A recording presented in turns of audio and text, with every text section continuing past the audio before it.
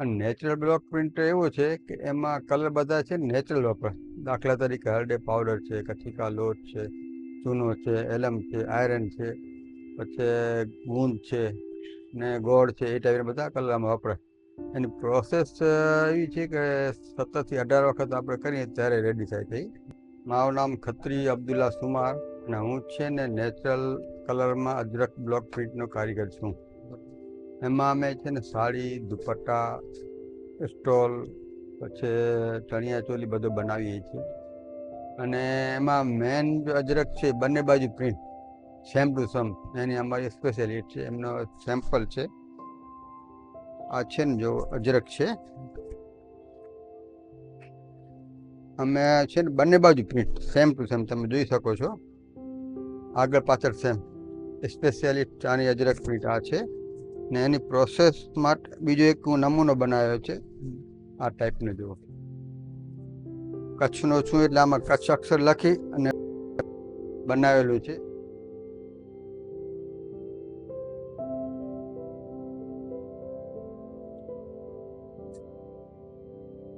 આમાં બધા છે ને કલર કુદરતી આપણે વપરાય છે. એની પ્રોસેસ માટે તમે આમાં જોશો ને, પહેલી વખત આવું મટીરિયલ હોય, પછી છે ને ઓફ વ્હાઇટ વોશિંગ કરવું પડે. ને આ પીળો જે છે ને એ હળદે પાવડરથી ડાઇંગ કરેલું છે, મોડિંગ કહેવાય એને. એ થયા પછી આમાં થોડુંક તમને ગ્રે ગ્રે દેખાય છે.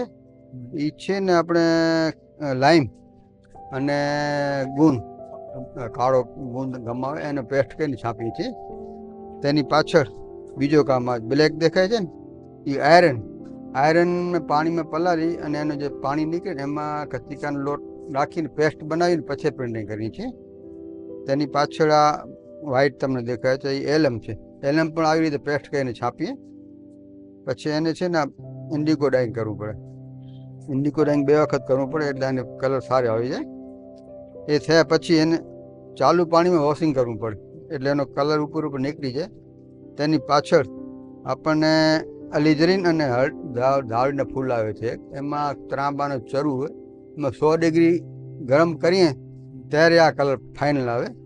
એની પાછળ એક વધારાની પ્રોસેસ છે. આ આપણે અનારના છિલકા અને હળદર એમાં ઓવર ડાઇંગ કરીએ એટલે ગ્રીન થઈ જાય અને યલો થઈ જાય. આવી રીતે 18 પ્રોસેસ થઈને પછી આ રેડી થાય છે. આ તો હું તમને સમજાયો 2 મિનિટમાં. અમે પ્રોસેસ કરીએ તો રોજની એક પ્રોસેસ થાય. આપણે કંઈક આજના જ તૈયાર ખપે એ ન થાય. છપાઈ કરતા 1 દિવસ લાગે, પણ એની પ્રોસેસ છે થઈ જાય 15 થી 20 દિવસ લાગે આખી તૈયાર થાય. એમાં પછી આ બધી જે સાડીઓ છે, આ તમે પ્રોડક્ટ લઈ શકો છો. દુપટ્ટા છે, આ દુપટ્ટા છે. પછી આ આપણે ચણિયા છે. આ બધી સાડીઓ અલગ અલગ ટાઈપની છે, કુર્તીઓ છે, બધો એ બનાવીએ છીએ. એટલે હું છે ને વારસાગત અમારું છે, મારા બાપ દાદા વર્ષોથી અમે કરી આવ્યા છીએ. ઓછામાં ઓછી અમારી અજરખની કલા છે ને 1200 થી 1500 વર્ષ જૂની છે. અમે વારસાગત,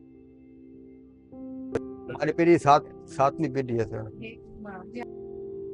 મારા દીકરો આમાં જ છે.